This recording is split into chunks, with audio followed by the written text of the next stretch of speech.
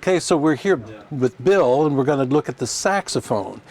So we looked at a lot of different reasons why instruments come in the shop, and we want to avoid those. So the first one we have on the list is never lift or hold your saxophone by the neck alone. And going on, if the neck slips out, the horn will hit the floor.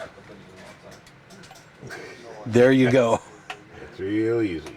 And you And might think you have this tight enough, but it'll just come loose. And if that bounces against the floor, it normally ends up in the shop. Yeah, and there's so many things that can get bent out of line. It can cost a lot to get it back in order again. Never let the saxophone hang freely from your neck strap.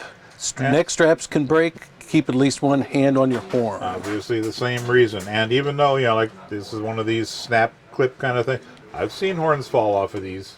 So Right. It can happen. And it's ugly when it does. Walking through a doorway with your baritone saxophone. You're obviously not holding a It baritone works for saxophone. all of them, but yeah, if you walk with it like this, you're going to have a problem. Hold it like this. Yeah. Baritone saxes in particular, I mean, they're big, they're awkward, they're heavy.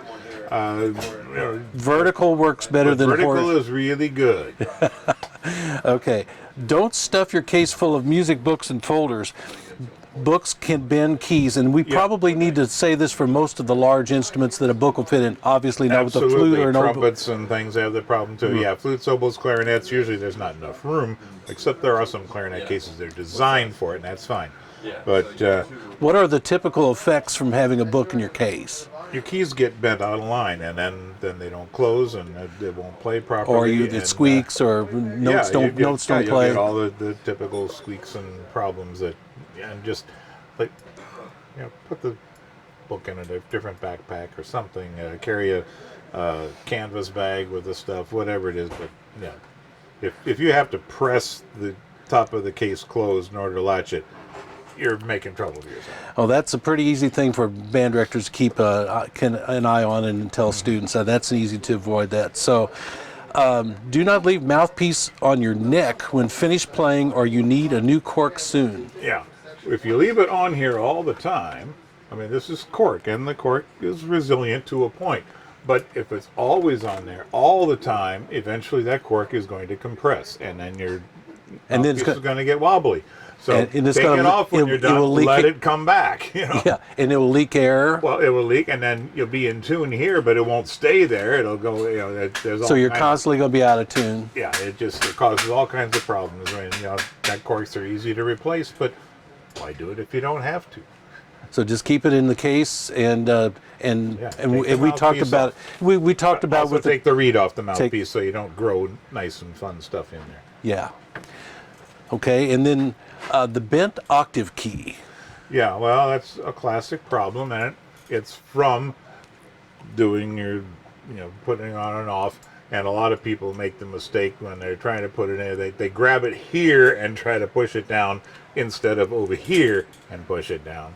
The leverage is bad. You'll bend your neck down, but besides that, you'll get this out of whack. You've got two octave keys, the one here on the top, and there's another one down here on the body. And just like with the bass clarinet, only one may be open at a time. If you got two of them open at a time, you're lost. Yeah, let me zoom in on that a little bit. So there's the body octave key over here. Okay, I'm on it now. Okay. And then the neck octave key, and this mechanism is all designed to flip back and forth between them. And a lot of times you can just make an adjustment by working on this a little bit and getting just a tiny bit of slack in there, and then it'll work. Cut.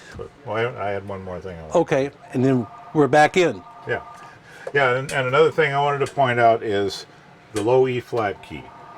Now, most kids, when they are learning saxophone in school, won't ever use that key for about the first 2 years they're in band. And so every time they've been playing, they got all the juice and stuff in there, and they put it in the case, and they set the case in position, and it'll be sitting in the case about like that. And all the juice will roll right down into this key right here and stay there, and this pad gets sticky and gummy and gooey and nasty, and by the time third year and now you have to use that key, it's not going to work at all. In the meantime, it's going to mess up the keys below it. So you see that saxophones come into the shop from that? All the time, and it's because nobody swabs the clarinet, the saxophone when they're done playing it. So you recommend saxophone swabs as part of the... Absolutely, and use it every time. And if you can't take the time to run a swab through, get one of those shove-it pad saver type things and put it in there. Anything that's going to keep this stuff from rolling down will help. And that's but something personally, I use the swab and then put the pad saver. So I've heard some say that the pad saver is not good because it retain. Then what we're talking about to our listeners is there, instead of the cap going on the top, the cap with an extended brush that goes down inside the saxophone. And I've heard that some complain that those actually retain moisture and cause problems inside the saxophone. I think it's better than nothing. And like I said, what I do is I use both. Okay. And also, and if you're not using that, you were just mentioning that the cap on the, you got to put that in. All saxophones come with that cap on there. Always use it. It's what makes it fit in the case better. And if you don't, you see how this part sticks up above that gets bent. Right. And if we've been talking about this in other instruments. If you're out of time, you got to run out the room. Sometimes we leave that step off, and they don't put the cap in the top, and that little